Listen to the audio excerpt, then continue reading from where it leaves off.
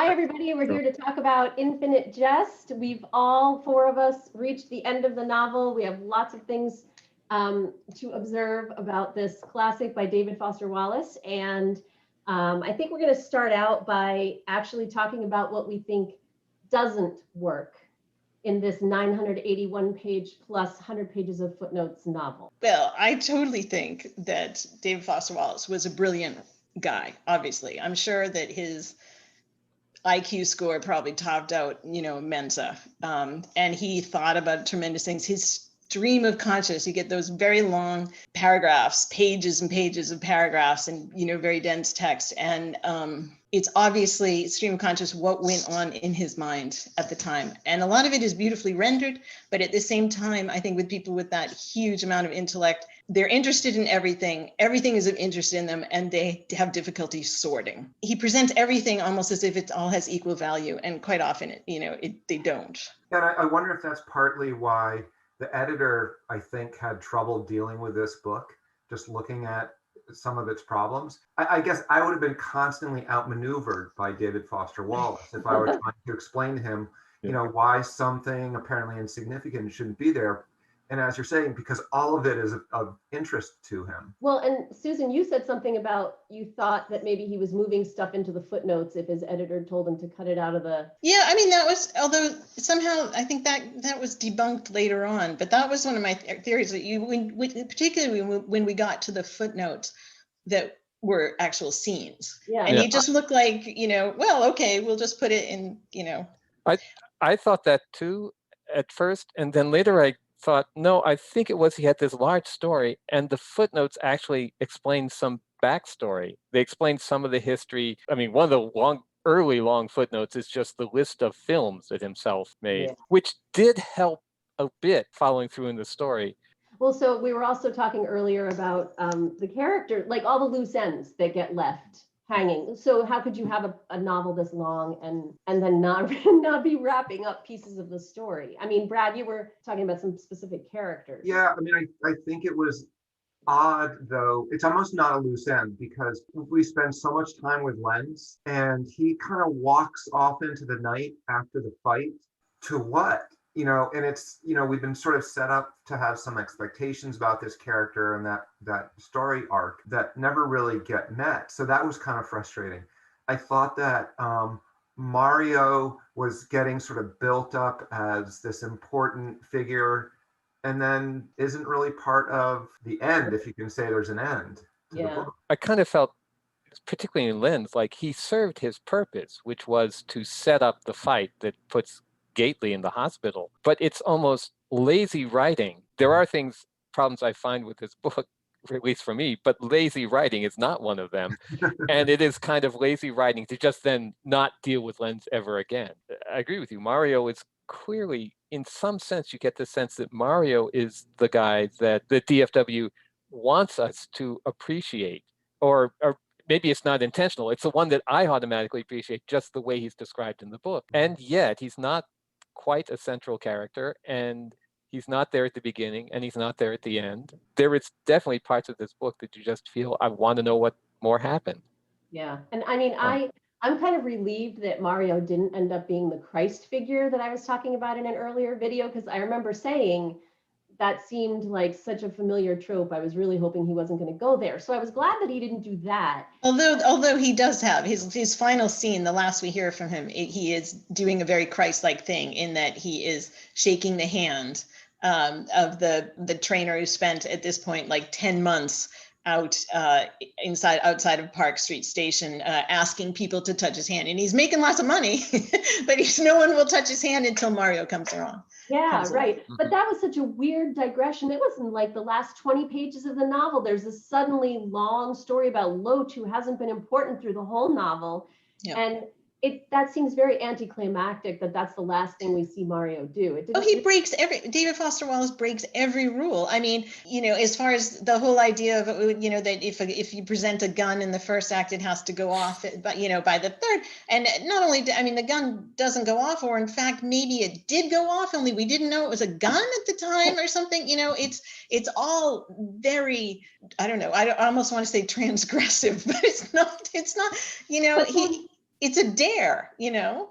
Is that a bad thing? Like, is that something we're saying doesn't work in the novel, or is that Well, very? it makes a lot of parts of it really slow. You know, there Yeah. are amazing bits of just, you know, sort of nuggets of gold that he dishes out, you know, certain bits of the dialogue, and in particular when he talks about being an athlete and, you know, peaking or plateauing and or realizing you don't have it, the idea of burnout.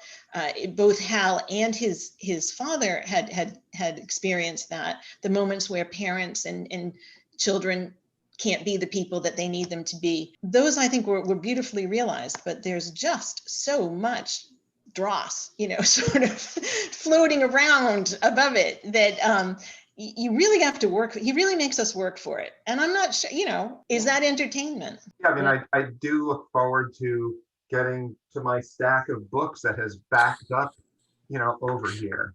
So I remember hearing Brad's already at page 250, and I thought, oh no, I'll never.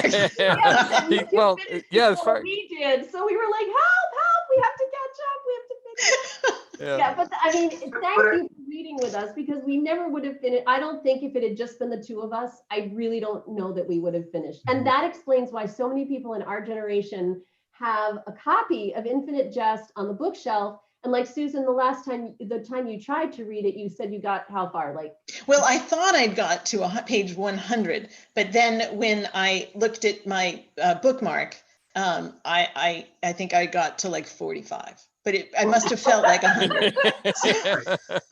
And I know absolutely I would not have finished it. I know where, if I had gotten this far, I would have given up, which is the section on poor Tony, where he's staying in a bathroom in, I forget, a library or something like that. And there's an awful lot of discussion of his illness, and his illness is really gross. Yes, exactly. That's the right word for it. Had I lasted that far, I would have just said, I don't need to read. It is too gross. It's not interesting to me. and also, like, I'm not sure I would have got even that far. Yeah, and I'm not sure I would either, but I know Yeah, that what did would have happen to stopped poor me. Tony? I can't who even. knows? I mean, It's one of the threads that was not, you know, one of the loose ends. Right, but remember, he hears Lentz while he's running away. Yes. He hears Lentz to like a couple streets away. So like they're like intertwined loose ends that get dropped. Yeah. Well, and by the way, if I remember right, that whole scene ends up sort of leading us to the wheelchair Canadians' attack on these two Canadian brothers that have the shop. That's the one that had that very filmic, where there's a cup or something that blows. Because Gately is driving the director's car, and the cup floats by in this, like, you know, I thought Forrest Gump sort of way with the feather, and it comes up and it hits the glass. And that's like the only transition that is made throughout the whole novel. That is made that way. Normally it's just a clean break and we move on to a new scene. That's one of the weird things about the book, is that there are, even our memories of it are slightly different, because we hit because the way the pieces are thrown together at different points, there are sort of weak connections between the different threads that it's hard to put together exactly how I got from here to there.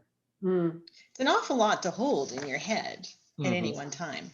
Plus, I took notes all the way through, but there's still a lot of stuff that you guys are mentioning that I missed or just didn't hang on to. And I mean, I must have at least 20 pages of notes here. There's one other critique that I just want to mention in passing before we move on to the next topic, and that is this whole thing about slurs. He's playing with dialogue. David Foster Wallace loves language, and he's really interested in different people's vocabulary and the way different people speak. But I think we were all really put off by some of that, I don't know what to call it, mimicking of other people's dialect. There was notably, very early on, a scene that's done all in Black urban dialect that was really off-putting for us. And then there's that whole scene with the guys, the Irish guy at the AA meeting, and also just a lot of racial slurs in general.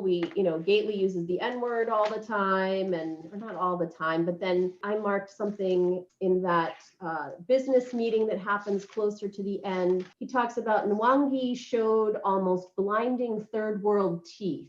Stuff like that just, I don't know, does that do anything for the book? I don't really think so. And it seems like the kind of thing that I'm not even sure would be allowed through today, even though we understand he's talking in the character's voice as opposed to the narrator's voice. I think sometimes it gets worse when you don't think it's quite authentic. I mean, that's part of what hit me with the early chapters. Yes, Was it I seemed agree. like overblown. It seemed like what a bad white writer would write. Yes. And also those characters never got developed. But isn't she one of the ones? Isn't one of the two women who are hiding it in a house afterwards because they're the ones who stomped on the heads of the You know, honestly, even if that's the case, Yeah. there is nothing important about that chapter we all had responded to. Well, I think I agree. Lynette is one of them, and she's mentioned towards the end as bringing some tape. She goes dumpster diving up at the tennis academy and brings some cartridges down to Enid House. And so I thought, oh, that might be important, right? Like maybe the master cartridge is in there,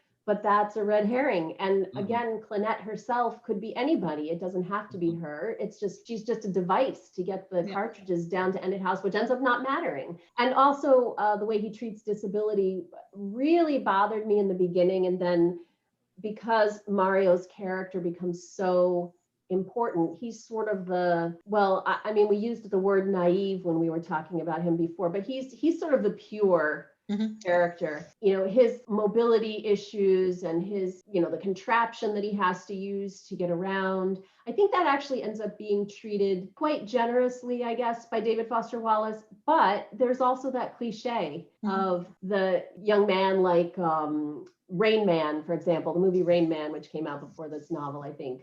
It's playing on a long cliche. So I don't really know what to make of that. And I think that there are a lot of things that wouldn't get past the editors today. Particularly the battle scene at the end. I kept thinking a lot about Quentin Tarantino.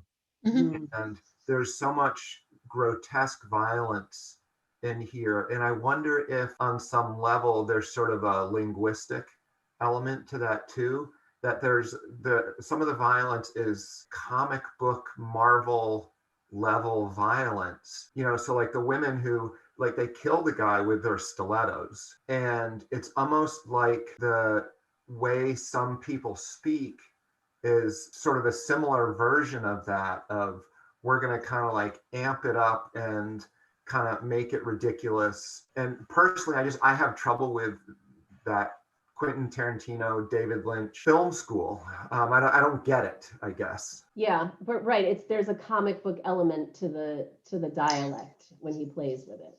Is that what you're getting at? Maybe it is. I don't know. I mean, when I get back to, I watched on YouTube an awful lot of the interviews, and one of the ones in particular, the one with Charlie Rose, it was unmistakable how dated it seemed. They're so flippant. There's a lot of, misogyny that is it's just the way the times were. It shocked me how, in a good way, how far we've come, I guess, that these things are no longer. But one thing they did talk about is David Lynch. And they spent a lot of time talking about David Lynch and his, I think it was, it was Blue Velvet that they were, right? Is it Blue Velvet? That's, yeah. And the brilliance of it. And he was a big fan. He talked about going to watch it when he was at Harvard. And then he sat down with a bunch of his, the people he went to, and they all were like, wow, they were just gobsmacked. I don't think it's a coincidence. I think he meant it. I think for him, he saw whatever David Lynch was doing and Quentin Tarantino, maybe a little bit. Right. And then the other sort of out there movie reference is Space Odyssey, right? With Hal, right? And I never really knew what to do with that, because that seems that connection is just asking to be made, but I couldn't fill it out. We could go, I got it, because again, what's the thing about Hal? He has a tremendous amount of things that he can do, but he can only do one at a time. He can't sort, can he? Right. Right. And there's not a moral calculation for the computer. There's no.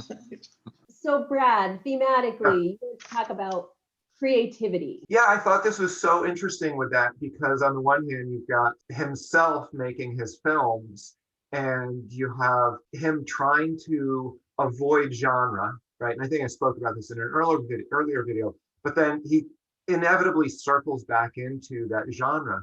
And I kind of felt like David Foster Wallace was having that same problem here. So that was sort of one level.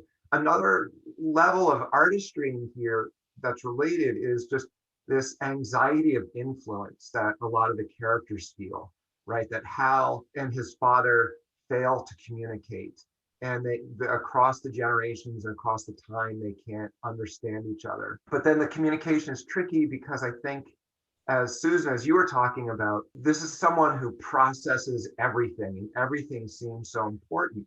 And as soon as you said that, I was like, that explains the sentences, right? And that explains the untabbed paragraphs that just go on and on. That to someone who everything is interesting, there is no stopping, right? There are sort of no boundaries to the thought.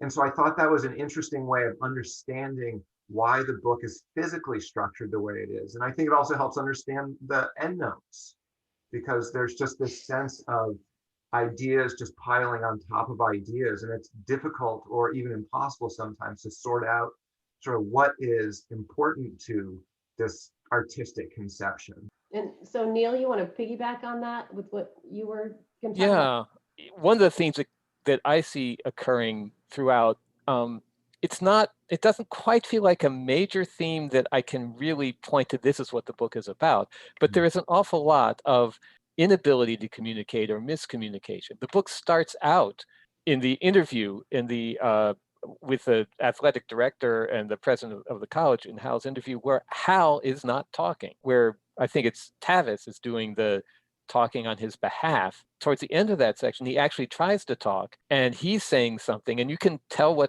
from what David Wallace is showing in his mind about what he's saying, but everyone else just hears it as guttural animal sounds. One of the early sections has, I think that Brad just mentioned it, has a scene between Hal and his father, where his father is in costume and is pretending not to be his father, won't admit that he's the father, and the father is talking about how they don't communicate, and Hal is partly saying, you're my dad, you at least admit that, and the father doesn't. Much later in the book, there's a whole section where Mario thinks that Hal is sad about something, and he's right. We know that Hal is really upset about his situation with drugs and what happened at Escatan and all kinds of things.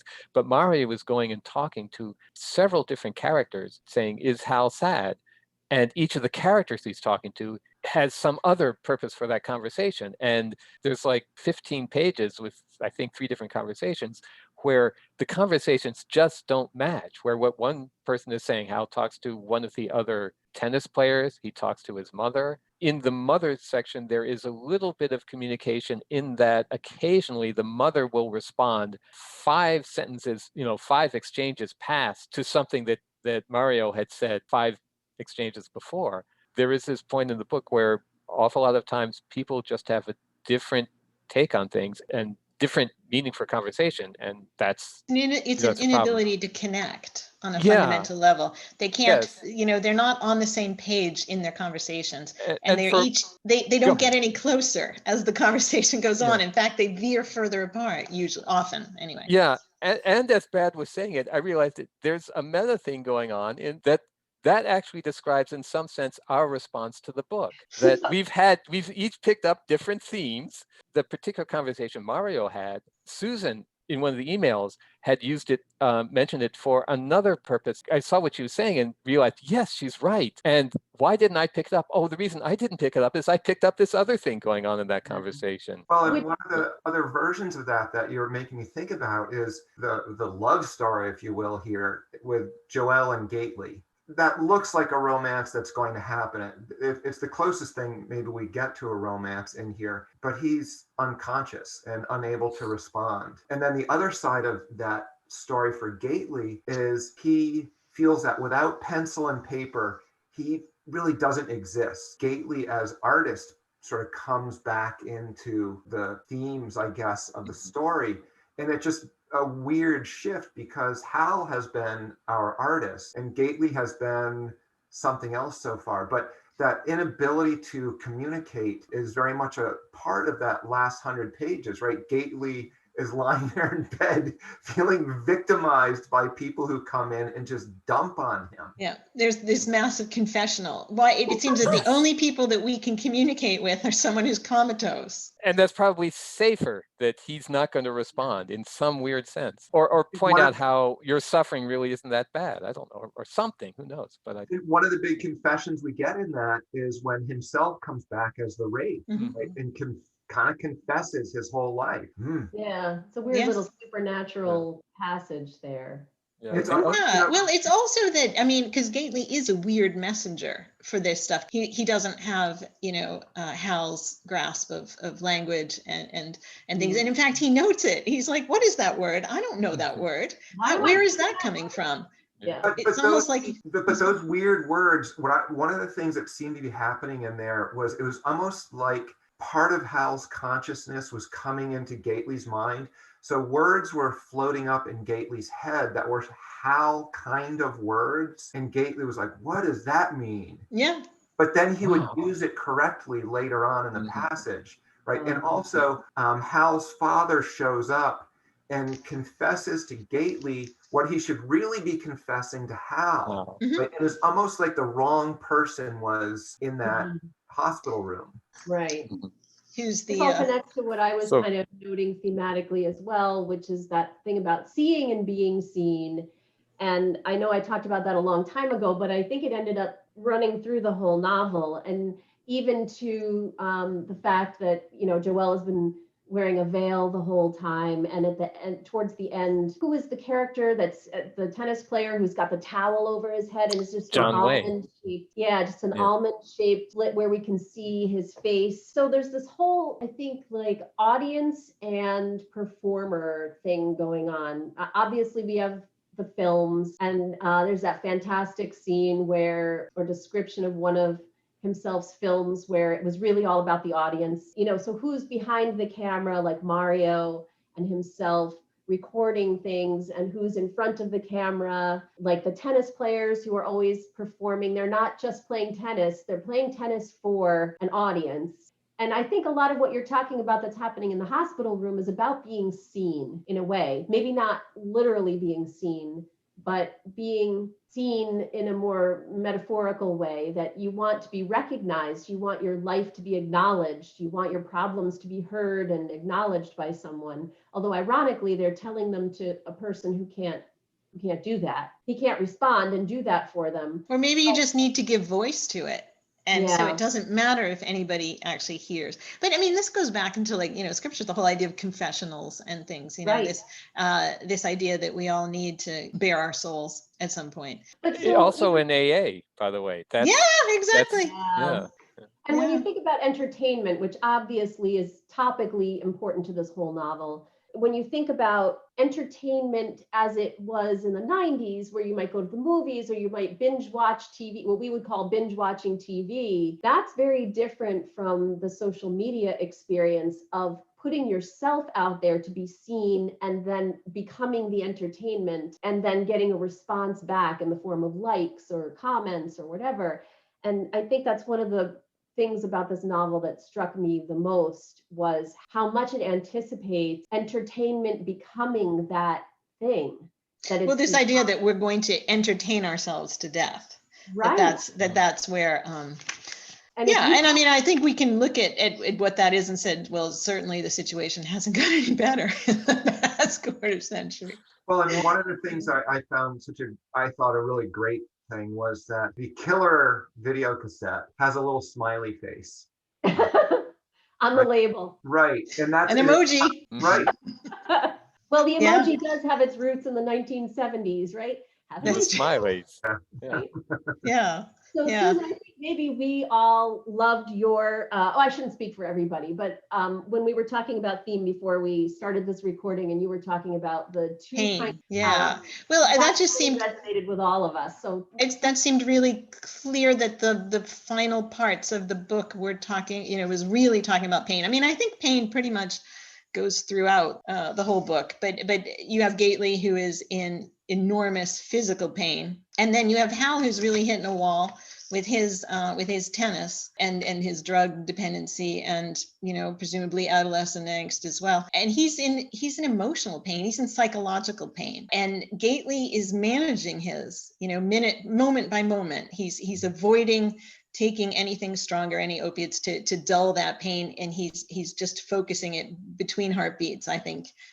Brad read in the last one, which was so poignant, I thought. And then, you know, Hal he talks about it at one stage, he talks about people at the tennis camp saying that they all suffer from a Lou Gehrig's disease of the spirit, you know, which was also kind of poignant and heartbreaking. I just get back to David Foster Wallace, and because again, I listened to all of his, he talked a lot about entertainment and the dangers of entertainment, and the people that were of his generation had all been born in very relatively economically easy circumstances, had been very overeducated, and they'd all attained their goals and they were miserable. And I think that for him, it was just a lasting sadness for him that he couldn't get it. And I think he blames it on entertainment, because leisure is such a new thing, and it's so easy for us to fall into it. And, you know, people of easy means can devote much more time to it. But I think he's wrong. My thing is that I think life needs to be challenging. For most of our existence, human beings didn't get to think of much else except for how to stay alive from one day to the next. And our brains are wired for a challenge. And if we aren't presented with enough obstacles in life, obviously we don't want to be crushed. And we've seen some people on the lower end of the economic spectrum, they are actually crushed by their experiences. But for those of us who don't have them enough, have enough of them, our brains will create them, and they'll be much more, intractable and wily monsters than anything that, obviously not the ones that get crushed, but those that rise above. One of the troubles I had at the end of the book was, Stice whose face gets stuck to the glass?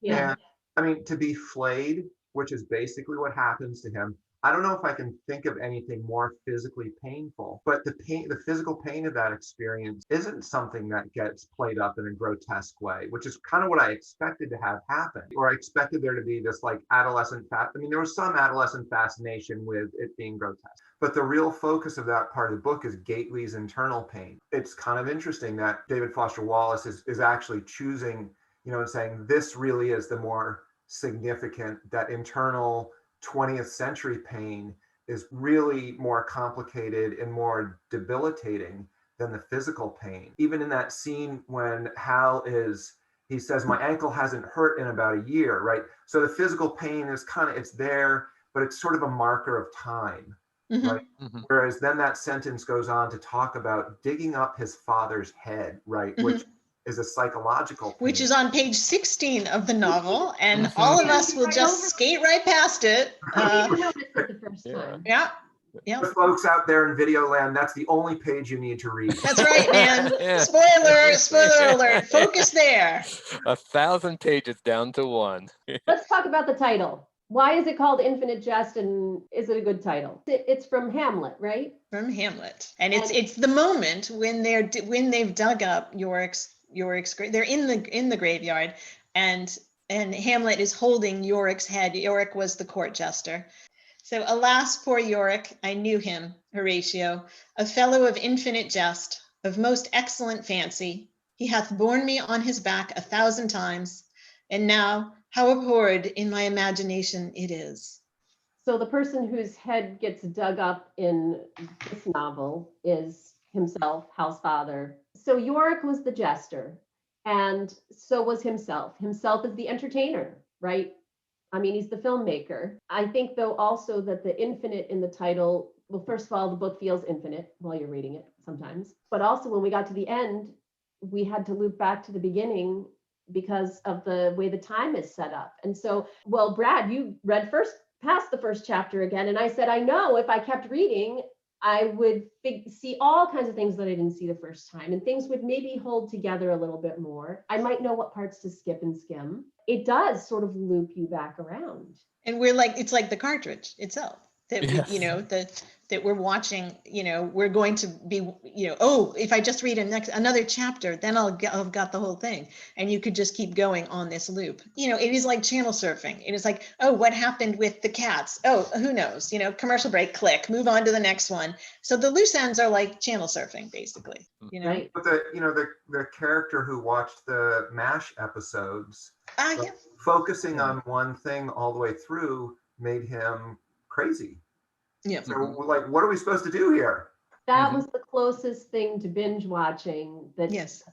And that was considered to be very outside the norm, but watching episode after episode, like obsessively. And the funny thing is now that's a thing that a lot of people do. It's almost like a hobby that people have. But I binge do think that TV series now are written with that in mind. When a series gets started, they're plotting out the arc of a season, but maybe 3 seasons.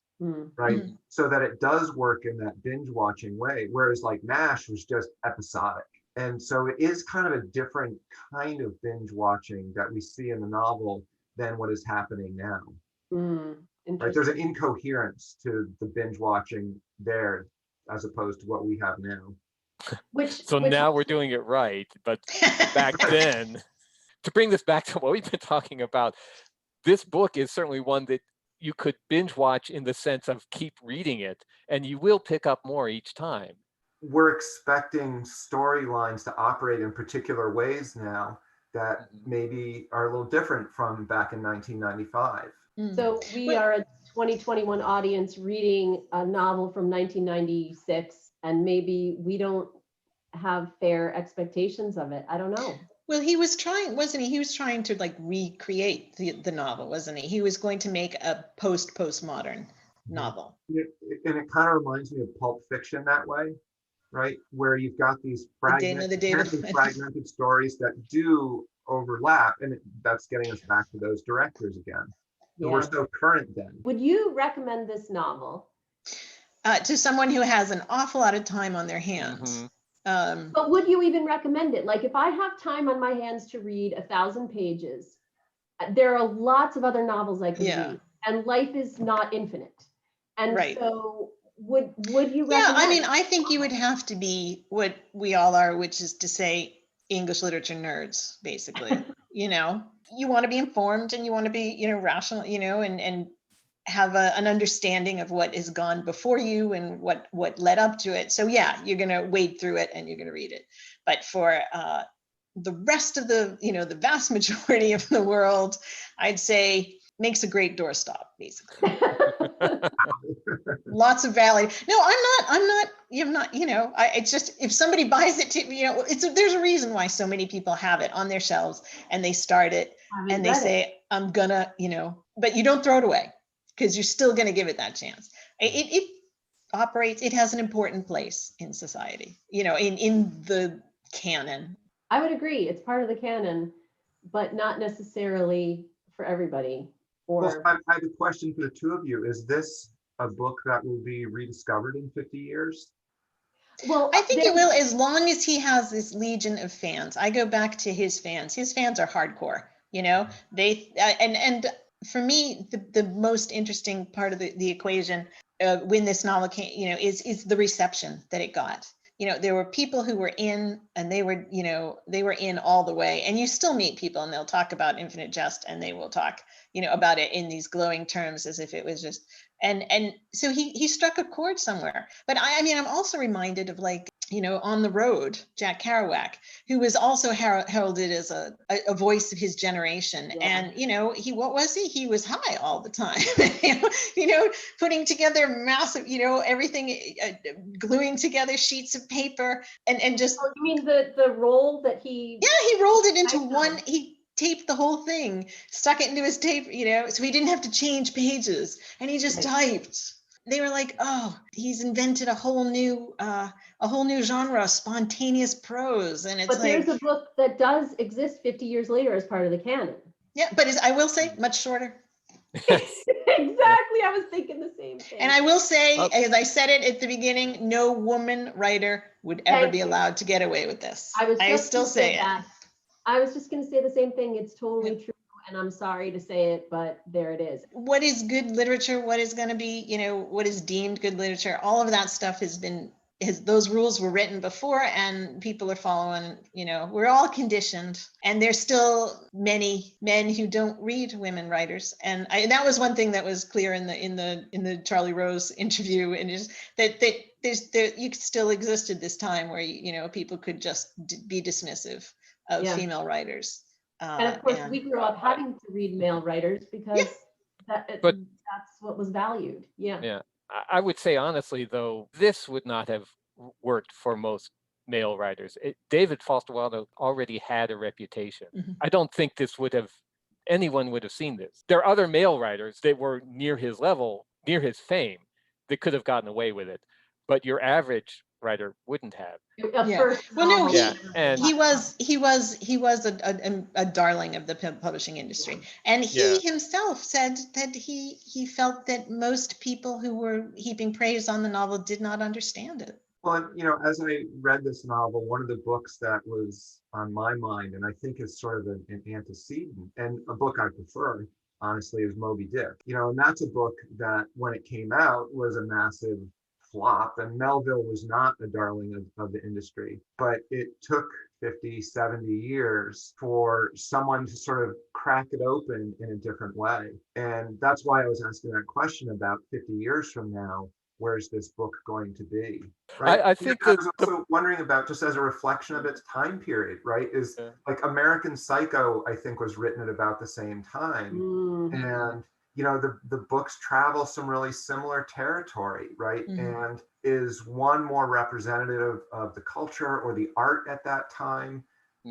I actually want to build on something that you said, and On the Road is a perfect example for what I'm wondering. To some extent, I'm saying I don't care about most of these characters. I see some. I mean, I'm interested in how. I'm not sure exactly why, but the tennis, tennis is one of the few games I actually follow. I'd rather have a novel about himself. He seems like a really interesting person, and Avril and some people on the side. But I think some of what Wallace was trying to say really doesn't matter to an old fogey. I had sort of the same sense a few years ago. I read On the Road, and I'm a generation past millennial, but I'm also a generation after the people that On the Road was talking to. In both cases, I kind of scratch my head and say, why was this such a big deal? Basically, it was a coming of age story of a guy who was 25 or something like that, the way I saw it. It just didn't talk to me at that time. In a sense, I think that Infinite Jest is probably dealing with similar things that if you were in the Gen X. In the late, maybe it's Gen X, not millennial. Well, maybe so. You guys, so I'm not. So I'm. But it gets to like the latchkey kids and the ones where the children that were the result of the explosion in divorces and I think that sort of nihilism, and then we came of age under Reaganism when they were started cutting budgets. As I'm hearing it, grew up in the shadow of the baby boomers. I was just going to say, you are in essence our children, and my generation. I am a boomer. Our parents are silent generation. Our parents are older. But that's true. Because we're the first wave of Generation X. Gen X. That's true. The children of boomers grew up with parents who were just self-interested in their generation. But I guess that isn't the people David Foster Wallace is talking to. He was just a year or two older than us, wasn't he? He was right. It's interesting because I'm starting to think about sort of the late 70s. I'm thinking about like Hotel California and Fleetwood Mac and that sort of California interest of, pleasure, and it all sort of ends in divorce and disaster and things like that. That seems to be feeding into this narrative as well, right? So I'm not sure, it doesn't quite click into a particular time period for me, which is not to say that it's timeless. But we definitely grew up on TV. Our generation grew up sitting in front of the TV. And I was thinking recently about how our parents fretted about that the same way parents today are fretting about Instagram and Facebook and TikTok and all those things. TV does play a really important role in this novel, and TV and that kind of entertainment in general. And that I would have to say does kind of speak to me as a kid of that era. Mhm.